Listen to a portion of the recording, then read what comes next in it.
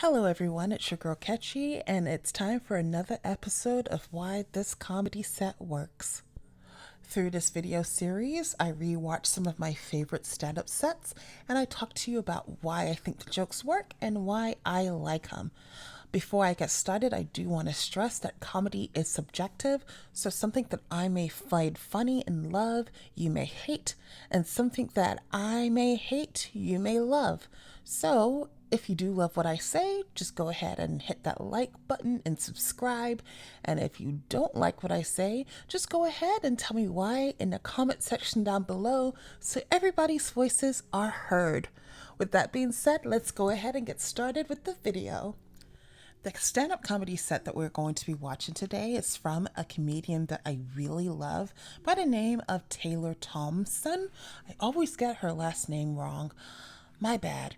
But nevertheless, I love her stand-up, and I randomly found this video the other day from a comedy channel called Chick Comedy, and I went down a rabbit hole and I watched a few of the videos, and it has some old videos from like way back in the day of some really prominent like female comedians, and some of these sets, they're kind of rough. Like, they're not the greatest, and it's kind of encouraging to see because you're like, oh my goodness, the growth that all of these amazing comedians have made. Like, we can make that growth too. But this particular video is from Taylor, and I gotta say, it's one of the most polished videos on the channel, and I'm intrigued to just kind of like reflect on why it works. So without further ado, let's go ahead and get started with it. I've recently realized I'm the least attractive of all my friends. Anybody do that yet? Realize you're the glue, the adhesive, the cave troll holding it all together? First, I want to say that she caught me with just like the subject matter in general, just talking about attractiveness amongst your friends, because it's something that we really don't want to talk about, especially if we're not the quote unquote most attractive one out of our friends. And I also liked the way she listed off what she is: the glue, the adhesive, the cave troll. Like, the heightening of that sentence is just really great, and it makes me want to listen to her more. So let's see what she has to say next. That's good. Don't feel bad for me when I say that either. Like, notice I didn't say ugliest, I said least attractive, because I don't think I'm ugly. I am a solid 5 with a great personality. Okay, Taylor does something really bold here by giving herself an attractiveness number, even though I don't think she's a 5. She's totally not a 5. But even though she ranks herself lower than what she really is, she kind of brings herself back up by, saying that she has a great personality. So it keeps the audience on board with what she has to say, kind of trusts her a little. But she's not a 5. No, there's no way. She's not a 5.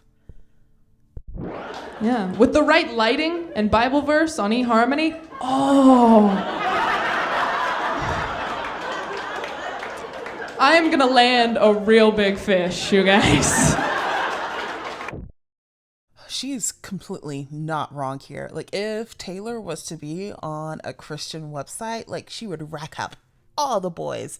And the fact that she's able to accurately pin herself as someone that could be like a Christian girl that all the dudes want, like, it makes the audience trust her because it's a completely accurate description of what Taylor looks like.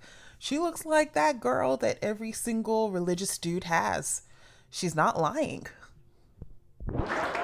Not worried. But I know where I stand. Like, I'm real average looking, okay? Like, if I were a color, I'd probably be beige. I've probably played background characters in a lot of people's dreams. You know those dreams you have? You're like, I never met that person. You have, it just wasn't important.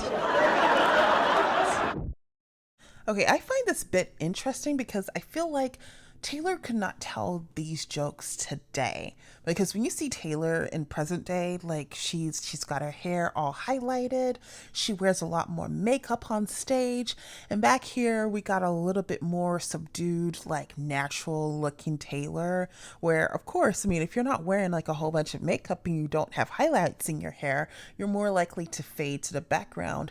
But I mean, I don't think that's her today. So I find it interesting that she was able to get away with this joke then, but I don't think she can get away with it now.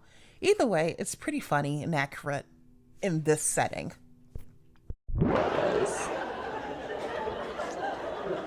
No, but I know where I am. Solid 5. It's important to know your number because that determines what you can go for romantically. All right? Right? Like I'm a 5 means I can go for other 5s and 6s, maybe an insecure 7 if I'm feeling pretty. Sometimes I'll flirt with a 2, give back a little.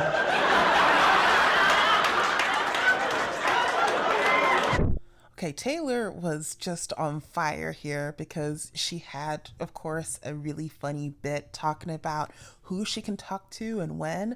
But just to add that landing punch that made the audience just go crazy, it's just the simple hand gestures of giving back a little. It is like so perfect. And it reminds me that, you have to have perfect joke writing, but with it, the gestures, the body gestures can put something over the top.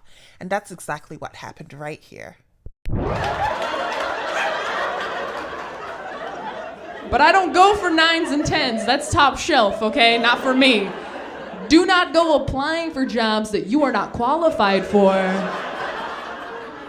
Because we all have those friends, don't we? They're like, I'm never gonna settle, Taylor. I'm holding out for a 10. I'm never gonna settle. I'm like, with all due respect, Chelsea, you probably are. I did not find this funny at all because I am Chelsea. She is me and I am her. Whatever. You are gonna get to a certain point in life, you realize perfection isn't realistic, aren't enough George Clooney's to go around. I guess this soft bag boy will do, won't he? We have always settled as a people throughout history. Some of you aren't laughing. That's because you were settled for. Do you see? I don't appreciate this at all because I feel like Taylor is reading me to filth and I can't even. Sigh.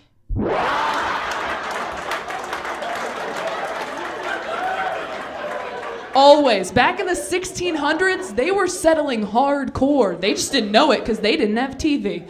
All right? What do we call them now? The American settlers. Do you see what happened? Okay, I gotta say, I feel like this American settlers joke, that was a supreme punchline. And I don't think the audience appreciated it as much as they should have. I'm trying to figure out the reason why. Is the timing off? What's going on?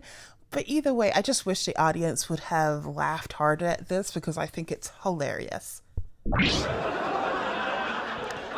But back then, your world was so small. There was like one hot chick in your village, and she was promised to some rich duke when she turned 14. Like, you didn't know. Marrying a snaggletooth was just something you did. You weren't gonna hold out for a 10 or wait for the right person. No, you married Bertha in a shack and had some fun before the fever took you. Okay, what makes this joke amazing is the details. The details of living in the medieval times, having a wife named Bertha, having the plague take you. Like, it's all, the imagery is there. And so since she takes you there with her words, it's just so funny. It's great. Okay, that is it for this particular set. I really enjoyed it. I don't think I've come across something from Taylor that I've hated. Like, she's always on it. She's on point with her jokes. And so, yeah, we're done with the video here. So if you want to follow Taylor, I'm just going to put her links in the description, and you can follow her to see whenever she comes to your city, and you can watch her live. I can't wait for the day that I get to watch her live. I hope it's coming soon. But nevertheless, I hope that you are having a fantastic day. Stay funny. Talk to you later. Bye.